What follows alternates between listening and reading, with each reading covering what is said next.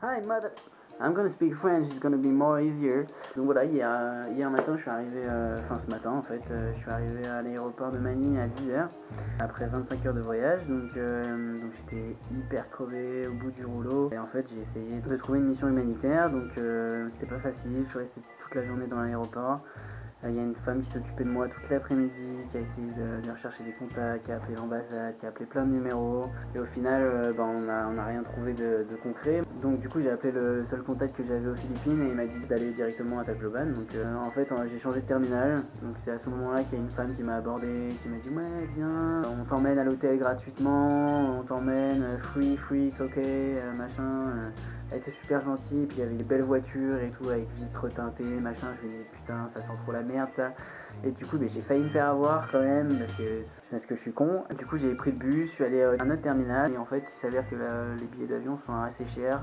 Donc en fait, j'ai attendu 1h30 du matin sur mon petit ordi à faire la première vidéo, tout ça. J'ai dormi à moitié dans l'aéroport. À 1h30, je me suis inscrit sur une liste pour avoir en fait un billet dernière minute s'il y avait des annulations pour le vol de 4h30 pour Tacloban.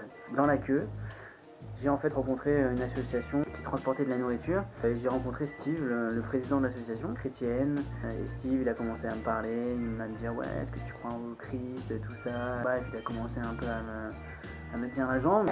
From your word, Father, pray and watch over our team and give them a safe trip as they fly down to Zamboanga and try to help those people that are in so desperate need down there in the evacuation center.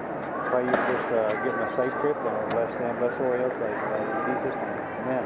Mais il était super sympa et tout, donc je l'ai écouté, on a discuté. En fait, il pouvait pas m'emmener là il a envoyé son équipe. C'est une ville qui était pas très loin de Tacloban, mais qui est hyper dangereuse, et surtout pour les blancs. Et du coup, je suis allé dehors, je devais acheter une recharge pour ma carte SIM. Je retourne au magasin, il me dit ah mais faut la recharger, faut aller dans un autre magasin qui se trouve dehors. J'arrive dans le magasin, je vois une femme qui est assise, il me dit ah mais il y a un autre magasin à 2 minutes, il faut prendre à droite, vous allez tout droit, c'est à 2 minutes. Naïvement, j'y vais, et la femme qui était dans le magasin me suit, et elle commence à vraiment m'oppresser, tu vois. Et en fait, je me dirigeais carrément dans un endroit là où il y avait rien, quoi. Et c'était dans un parking tout noir, et putain, ça sent trop l'embrouille. À ce moment-là, je croise Steve qui prenait sa voiture et qui me croise et qui s'arrête. Faut pas que tu restes là, c'est hyper dangereux. En gros, il m'a sauvé la vie. Et en fait, ils m'ont invité à venir chez eux. Il m'a dit qu'en fait, je pouvais travailler pour eux parce que Steve a un orphelinat, c'est le ranch.